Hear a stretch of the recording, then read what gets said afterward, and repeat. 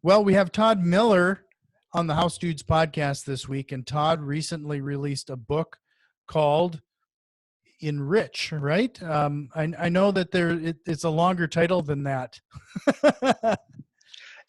ENRICH captures it. Nice to speak with you, Jack. The subtitle is Create Wealth in Time, Money, and Meaning. And that really does capture the essence of the book and the benefit it offers to readers. Right. You know, when the people that were booking you on our show reached out and asked about you being on the show, the title really stuck with me, because what I think we see a lot of when it comes to book releases, it's all about the money. But what I really liked about yours is that you added that time element in there. And I think that's what we're really actually driving for. Bingo. I mean, really, there are two currencies in life. Money gets most of the attention, but for many people who have achieved a measure of success, ultimately, the best measure of success is their ability to control their time. Mm-hmm. And so I think recognizing and harnessing the value of time and spending that time in a deliberate way, that really does enrich life. Mm-hmm. And of course, everyone strives for meaning, for purpose, and to be able to focus on what's most essential. I think what makes this book different from other books in the self-enrichment category mm-hmm. is that for professionals, life is complex, it's complicated, there are a number of moving parts, and ENRICH provides a framework to try to thread the professional with the personal and the financial. Mm-hmm. And it's that integrated and holistic approach which tends to resonate with the readers who benefit from this content. Right. You know, before we go too much further into this, I always want to make sure that we give everybody your contact information and where they can find more information about you right off the bat. So first of all, I know you're very prominent on LinkedIn. In fact, you post there quite often, so you can always find Todd Miller on LinkedIn. Unfortunately, you have a pretty common name. So if everybody goes to our show notes, I'll have a direct link there. But I think might be a better area is enrich101.com, where you can get more information regarding Todd's book and a number of resources. And there's quite a few blog posts and a few other things there for people to get some information there for free. But what we're going to do is release this on or about the time you release your book. So people, if you really want to take advantage of some of these insights, I can't stress this enough. You can't really beat the price that first week of the release, can you, Todd? It's less than $1. And less than $1. And I would like to say that's a really good investment. Yeah, you can't beat that. So definitely check out the links in the show notes. We'll have the links to the book directly and a few other things. With that being said, could we start at the beginning of where all of this started? Because I know you had a career in entertainment, and frankly, you kind of experienced a bit of burnout, didn't you? Yeah, so I am an entertainment industry veteran. Most of my time was working for a major Hollywood studio. Very sexy job, very cool industry. But the thing that I learned about working in the entertainment business is, as a career, it's not so entertaining. Mm-hmm. And Hollywood is like many other industries. And I became disillusioned over time, mm-hmm. certainly disconnected with how I was spending my day and how I wished that I could spend my day. And I was also very fortunate early in my time with the Hollywood studio to learn some very important life lessons. And that really started my obsession with issues of work and life and how to optimize both. And so I've been a student of best practice research around the world on the latest thinking on how to get the most out of life, not just out of work. And it's that research that led to my providing all kinds of advice to many of my professional friends who struggled with the same issues. And that advice led to this book. And so the development of ENRICH has spanned more than 2 decades as I formulated these ideas. Yeah. You know, one of the things that I received regarding your book, and you know, I specifically called out the word burnout.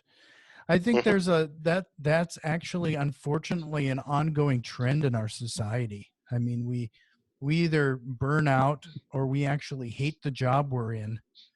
Can you Yes. talk a little bit about how to possibly, well, first of all, not burn out or create the job that you can enjoy?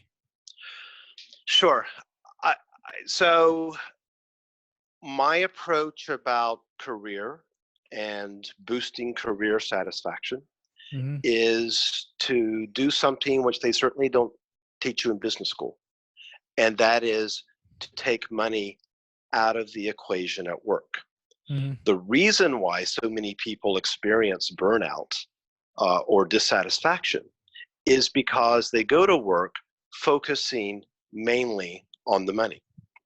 And so if you take money out of the equation, and if you focus on and make career decisions on the job content, on the impact of your work, on the personal growth that you get, on the intangible benefits of work, such as intellectual stimulation, such as social interaction, and if you focus on the value add that you can have on work, meaning if you focus on everything but the money, that will allow you to make better career decisions.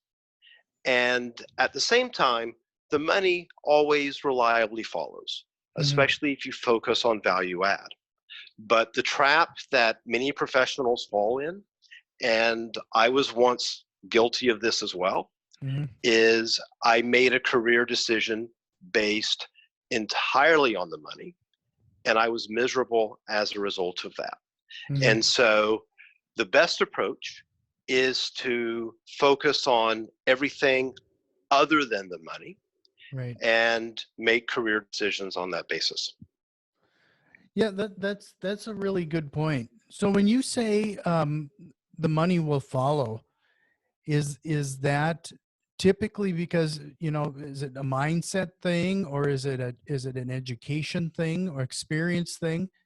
How does I know this is kind of a very vague question, but how does that happen? Like, how does the money Well, it follow in happens these? because think of it from the company's perspective. Companies value and compensate based on the value add that employees deliver.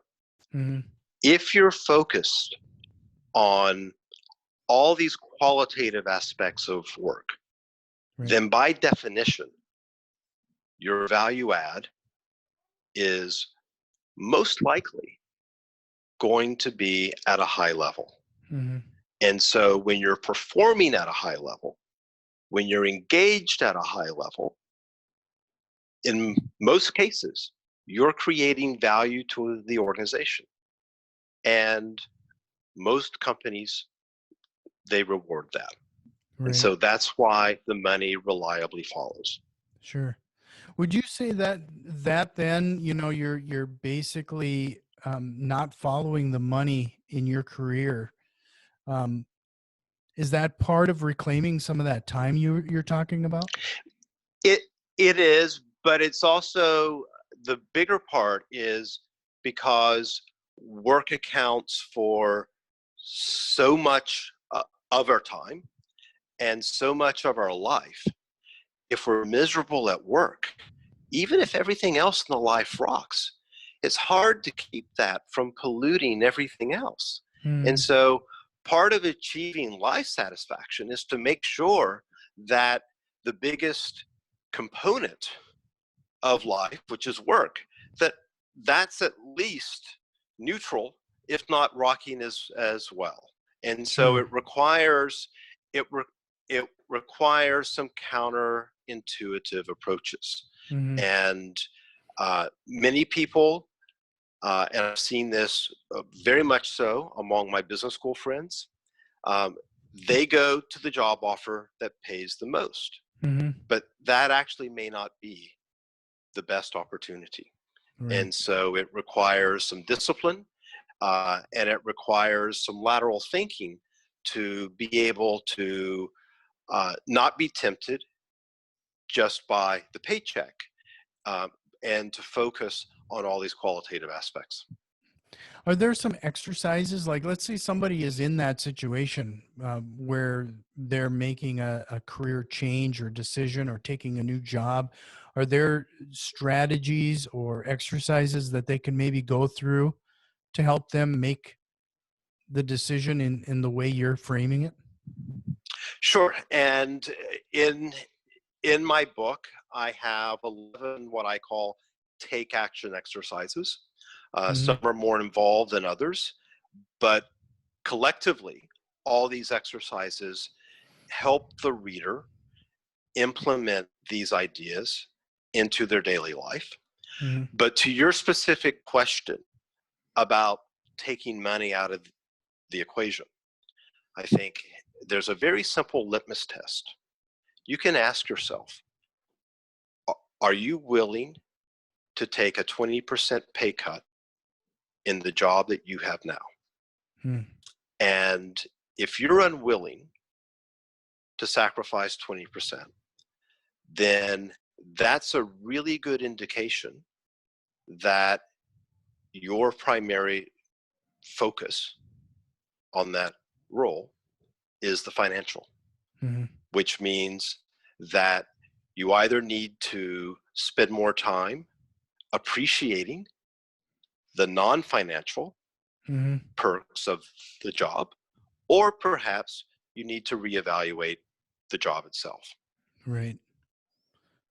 So you know, we're gonna change the subject just slightly. You know, we're talking about not driving your business decision or your career life based on the money. Mhm. Can you talk a little bit about it's always kind of amazing to me, people that can establish the meaning behind what they're doing and the meaning associated with their career, you know, or the finding their place in this world, if you will. Are there, can you talk a little bit not only about the importance of establishing that in making that part of your mindset, but other strategies associated, or maybe there's other litmus tests that somebody can apply for that as well? Yeah, so I, I think one of the major themes of Enrich is the concept of living intentionally. Hmm. And what that means is that many people, they drift through the day, they drift through the month, they drift through the years. Hmm. And I think that people who are very successful, both professionally and personally, Hmm. have a point to their day, a point to their month. They are focused on what they want to accomplish, what they want to create, what they want to experience. And so the the best thing that any person can do is to uh, try to adopt intentionality about all of your expenditures of time. Hmm. And so what that means on a practical level is when you get up in the morning, fast forward.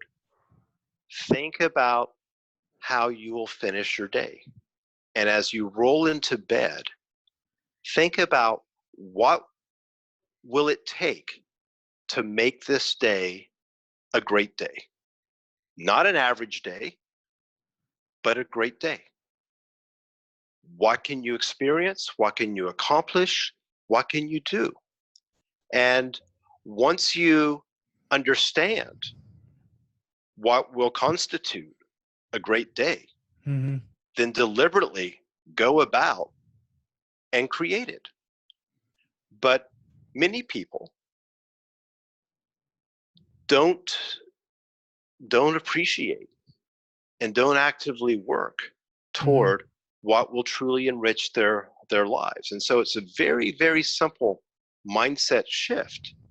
But this simple shift in trying to live intentionally creates profound benefit in not only satisfaction levels, but also in providing that meaning that we all yearn for. Because if you're intentionally trying to achieve or experience something, then that by definition gives you meaning. Mm-hmm.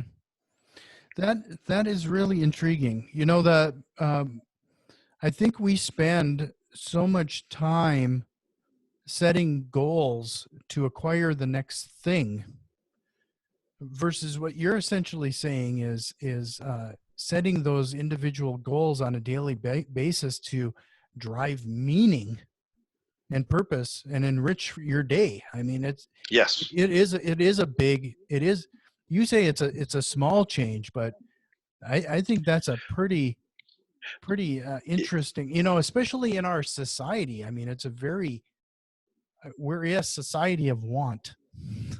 Yes. Yes. And and it's okay to want. It's better to aspire. Mm-hmm. You know, the only clarification that I can say is that this intentionality should of course apply to every day. Mm-hmm. But I think for it to really work, it should be done for larger life spans or time horizons as well. And Mm-hmm. so one of the central tools of Enrich is a notion of a life plan. Mm-hmm. And that is really thinking 10 to 20 years ahead in terms of trying to visualize the life that you aspire to. Mm-hmm. And once you define that, and define that specifically in terms of where you are, who you're with, what you're doing, how you're financing what you're doing. Mm-hmm. Once you define all that, then it's going about to intentionally try to achieve it. Mm-hmm. And that's really something that I stumbled on many, many years ago. And I was in my mid-20s. I was working for a Hollywood studio. I was on a fast track career. Mm-hmm. Life was great.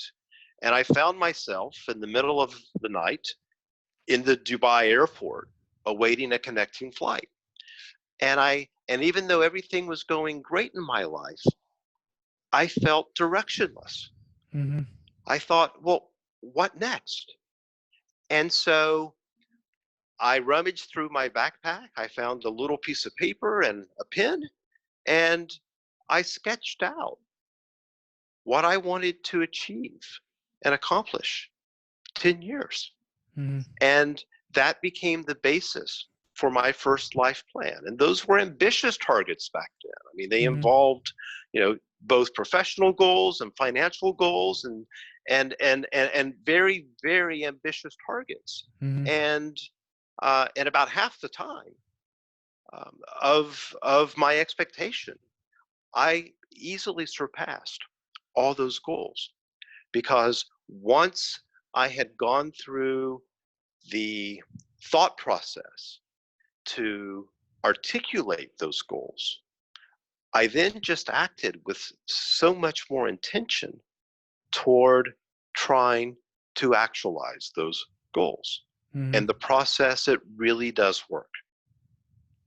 Sure. So if you like what you're hearing with Todd, I want to remind everybody to make sure they go to enrich101.com. Um, check out some of that information there, but definitely grab his book because like you said, Todd, I think the price alone is worth the investment. And if you get even a fraction of what we're talking about here out of that book, I mean, I think it's well worth that investment, not only in the few dollars that the book might be, but in your time. Um, let's change the conversation a little bit because I think, a lot of us are always seeking, part of that life goal would be retirement. And some of us, you're talking to a real estate investing podcast now. We want a comfortable retirement. Unfortunately, our environment and society, most of the population is going to struggle to hit that goal. Yes. And that's the sad state of affairs.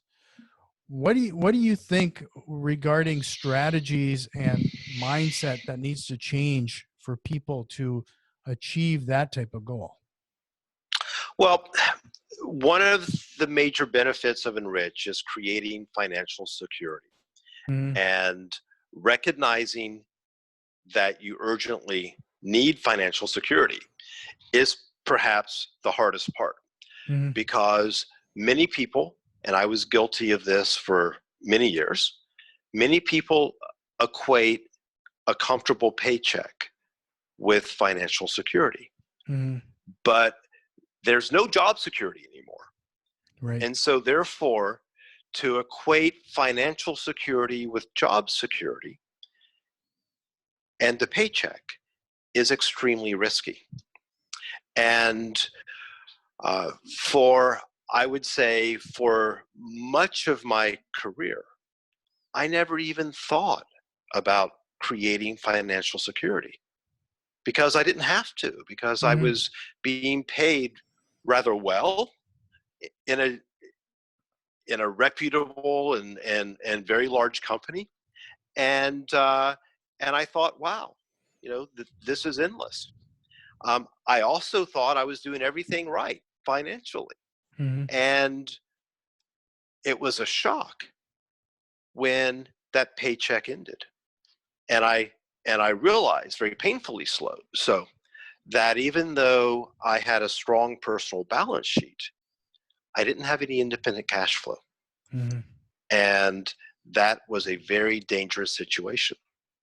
And so after that realization, I took very decisive corrective action. And so I fast-tracked my financial security. Mm-hmm. And I did that in less than 5 years, largely through a real estate strategy. Sure. Can you talk a little bit about your real estate strategy then? Like what did you focus on? Because we all know that with real estate especially, we are a bunch of squirrels. I mean, it's we always seem to be chasing the shiny object when it comes to real estate investing. Could you talk a little bit about not only defining what your investment strategy might be, but what you focused on to achieve that in such a short amount of time? I mean, 5 years, that's a breakneck speed. Yes. Well, look, it's all about intentionality. I Mm-hmm. recognized a problem and I used all my resources to solve the problem as Right, quickly as I could. right. And so my goal in investing is to create cash flow. Mm-hmm. And that cash flow for me, it needs to be passive, it needs to be recurring, it needs to be predictable, it needs to be tax efficient, and the cash flows need to be diversified. Mm-hmm. And so those are the criteria that I use in terms of helping to assess potential investments. And real estate, for all the reasons that we know, it best satisfies those Mm-hmm. criteria. And so I actually have a multi-prong approach to my real estate investing, but it starts with demographics, basic marketing. Right. And because I value passivity, I want to appeal to tenants who are reliable, who will take care of my properties, who have reputable and stable jobs. Mm-hmm. And so I thought, what kind of property will appeal to that kind of tenant? Mm-hmm. And as a result of that, I've focused my direct real estate investing on very solid, middle class, single family homes. Mm-hmm. And these are nice homes. Right. And one of the litmus tests that I use is for every property that I acquire, I ask myself, would I be willing to live here? Mm-hmm. And if I would be unwilling to live in a certain property, then it's highly likely many other people would come out of this the same way. Right. And so by applying that standard, I've created a very high quality portfolio. Mm-hmm. And in terms of maximizing yield or maximizing cash on cash returns, this may not be the most lucrative, but over time, it's stable tenants, Mm-hmm. reliable tenants, and over time, I found that this is the strategy that best works for me. And so I've been investing in real estate now for over a decade, or Mm-hmm. almost a decade. Um, because I am based in Asia, I have complete geographic flexibility. So I've chosen two areas in the United States to create some specialization and some economies of scale. Um, both of these locations have very long histories of population and job growth. Mm-hmm. They're desirable places to live. Um, and so, particularly at this moment, when people are rethinking where they want to live, Mm-hmm. where they can have some space and some quality of life, that's always been part of my criteria in determining these locations. So I've amassed a modest single family home portfolio in two locations, one in Southern California, the other in Kentucky. And in addition to these direct investments, I also do private equity real estate investing, mostly multifamily. Mm-hmm. I do private debt. And on top of all that, I also invest in capital markets just for further diversification and liquidity. But the bulk of my activity and the bulk of my focus really is through these real estate investments. And I have such a diverse portfolio now that it Mm-hmm. creates for me this predictable, passive, recurring, and tax advantage cash flow that allowed me to retire at an early-ish age Mm-hmm. and hang out at the beach. And that's how I spend my time now. Right. No, this is interesting, especially now you're in Thailand, right? Yes. What what does that long distance investing look like to you? I mean, how do you manage these properties? How do you find these properties? Now I'm going to get a little nerdy on you when it comes to that type. Sure. Sure. So I've I've lived and worked in Asia for 20 years. Mhm. And so as I was building up this American portfolio, I did so on a long distance basis. Um, Certainly every trip that I would have to the States, either for work or for pleasure, I turned into a shopping trip. Mhm. And I was determined to not leave the country until I had a house under contract. And Mhm. so house by house, brick by brick, I amassed this portfolio. Now, because I've created very trusted and proven support systems in both of the target geographies that I've invested, that I have an ecosystem of property managers, of realtors, of insurance specialists. And so I'm now able to do this investing activity on a long distance basis. And so, literally, as we speak, I am about to make an offer on a property in California, in Kentucky. I did a walkthrough with both my agent and the property manager last night, my time. And I've done the homework. And so, and because we're so focused on the kinds of properties that I will invest, because again, for me, the starting point is the demographics. Mhm. Who will rent the property? Who do I want to rent the property? Right. And so for that, I have very clear criteria going into the process. And it's amazing what you can accomplish on a virtual basis. And so I've discovered that I don't have to physically now be in a location to be able to make informed decisions about where and what and whether to invest. Mhm.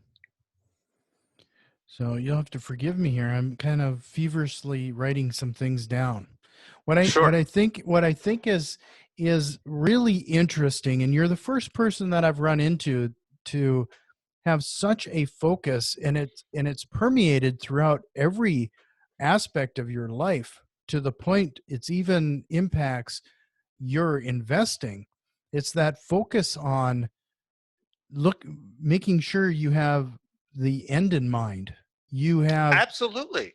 you have the end in mind regarding who you want to rent to before you look at the property you're going to buy for that investment. You have a focus on the demographics. You have a focus on what you actually want from your life before you accept a job, or I mean, everything is focused on the end, like what the goal is versus Yeah. It it's simple. It's engineering in reverse. exactly. You know, you start where you want to end up and then work backwards to connect the present with where you want to be. And I've certainly in my career and my life and my real estate investing, that's exactly the approach that I take. And so it just involves a little bit of thought process Hmm. up front to determine and to articulate what's most important. Right. And but certainly in my real estate investing, you know, the goal for me are these quality cash flows. Hmm. And I will I look at many different kinds of investments.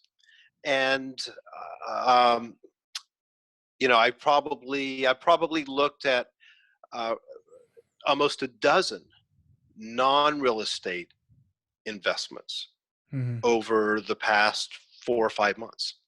Right. And I've passed on almost everything because they do not satisfy the cash flow criteria that I set out. Hmm. And so once you know what's most important, and that then can become a filter for helping you to make decisions, Hmm. whether those are investment decisions or whether those are life decisions.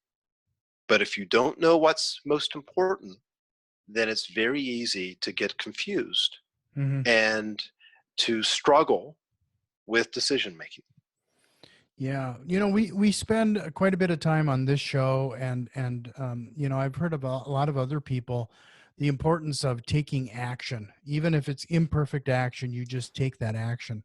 What I think a lot of people are missing is what you're bringing up here is establishing that end goal, like what you're trying to accomplish, and like every aspect that you've been talking about here, so that you have something, you have a target. I mean, Yes.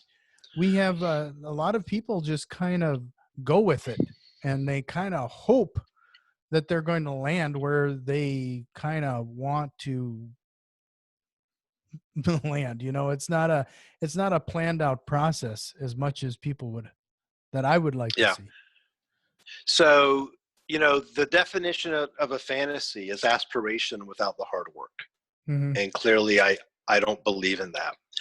Um, Goal setting, goal achievement, intentionality, these are major themes of ENRICH.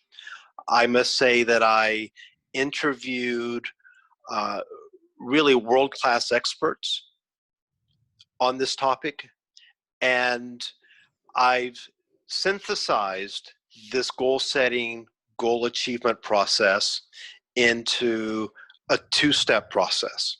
Mm-hmm. First is to visualize and think about the end, but equally crucial is to incrementalize. And what I mean by that is you can think of an end goal, but the distance to travel from where you are now Mm-hmm. to where you want to go may be long, and it may be arduous. And that can be very intimidating for a lot of people who are so discouraged from taking that first step because the journey is a perceived long one. Mm-hmm. And so one of the most important principles of goal achievement is to break down any doable, or to break down any large goal into smaller, doable, bite-sized chunks, and then to take baby steps toward those chunks. And so I'll give you a great example of that.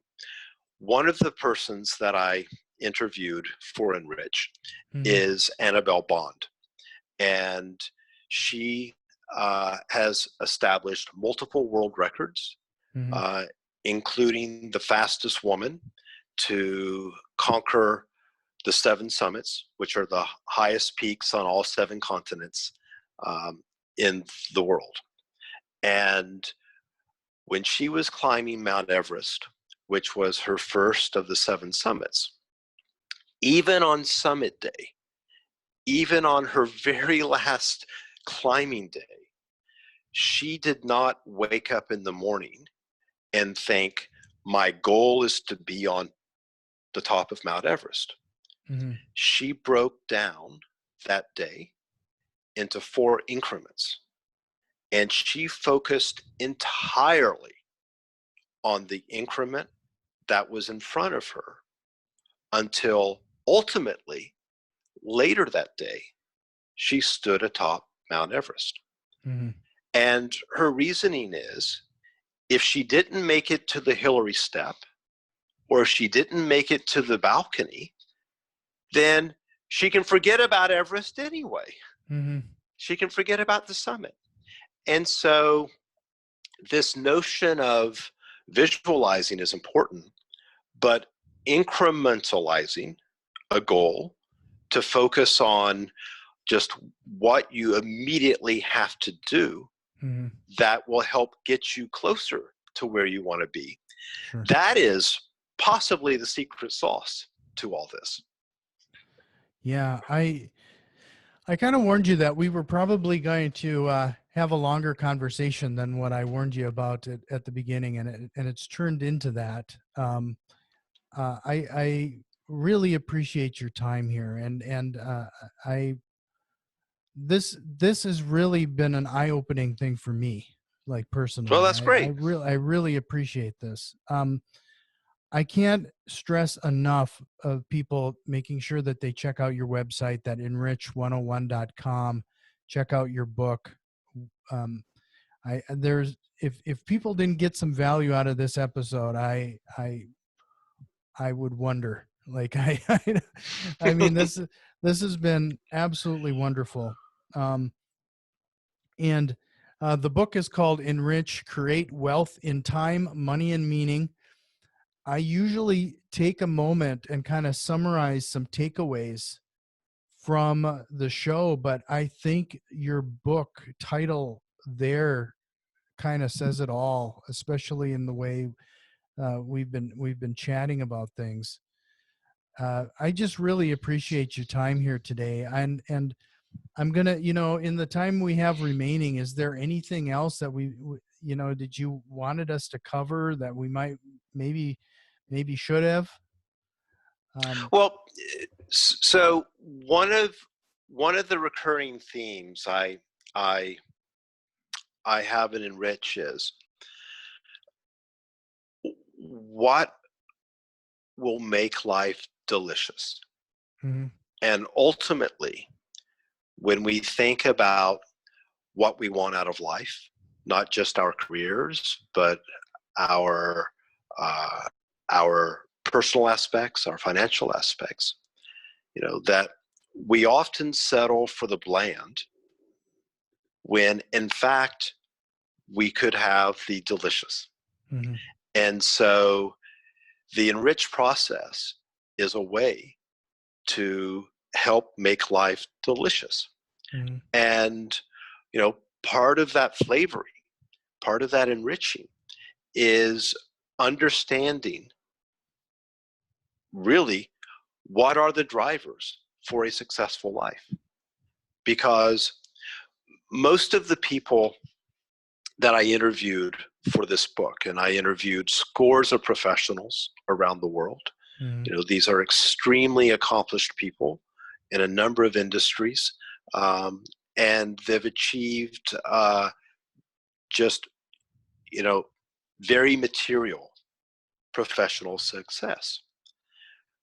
But almost without fail, people realize at some point that they're more ambitious than just wanting professional success. Mm-hmm.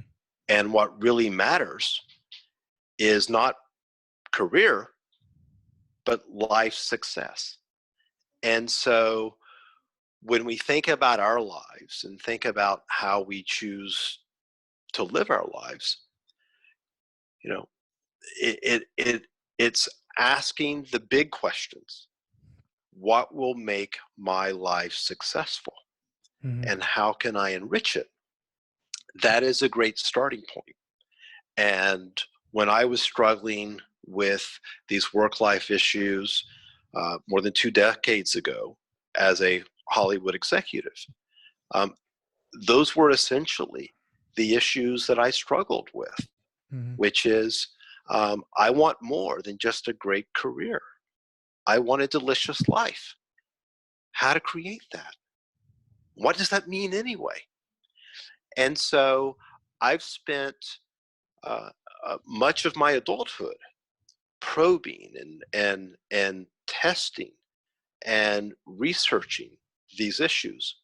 And I've tried to distill this in a way that synthesizes into an actionable approach Mm-hmm. and a replicable formula, which most professionals can incorporate.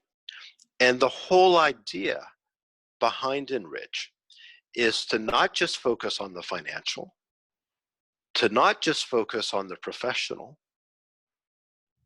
but to focus also on the personal and to thread and optimize all this.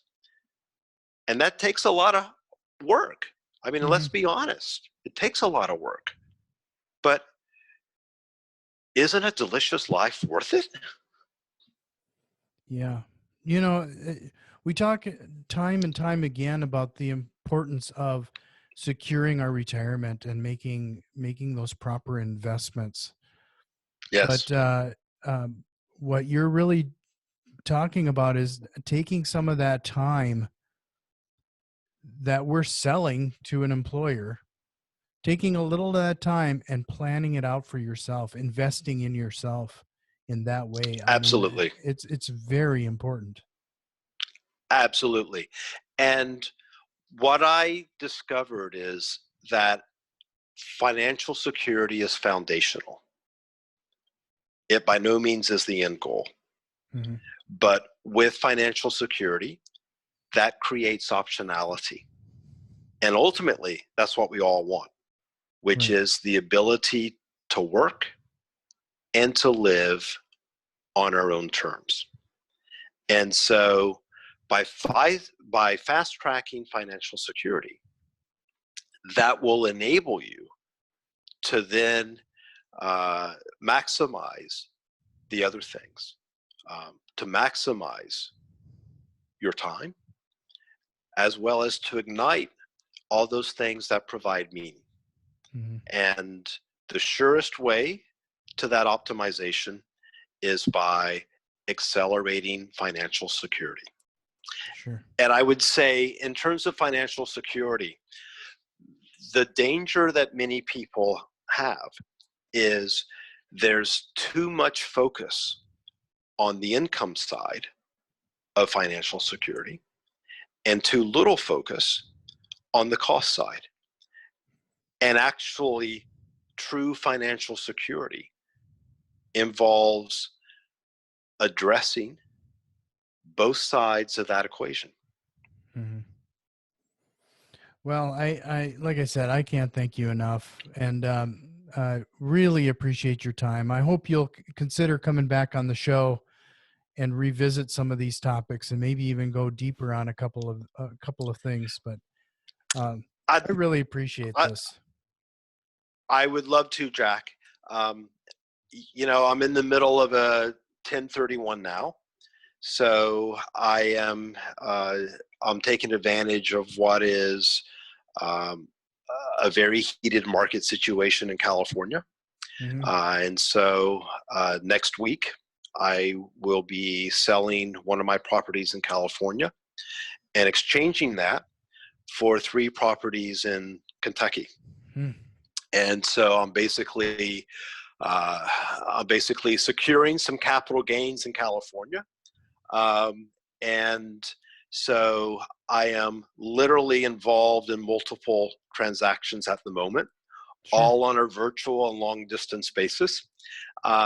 And it's fun, it's fascinating, but I'd be more than happy to come back and and update you on how all this has gone Yeah, once I've that'd be great. accomplished this 1031 and rebalanced my portfolio, certainly between these 2 target geographies Mm-hmm. between Kentucky and California. Yeah. No, and I would love to talk a little bit about, investing in California versus Kentucky. I mean, that has to be night and day, uh, to say the Yeah, least, right? Um, so no, I really appreciate it. And I know it's really early there for you. You're just kind of starting your day, and I'm kind of closing out my day. I appreciate you being so accommodating and being on the show. This has been absolutely great. And um, I appreciate you giving that your time and that investment to me and the audience. So thank you so much. it's my pleasure. I've really enjoyed this conversation, and I truly hope that some of these concepts help you and your listeners enrich your lives. Well, thank you again, Todd.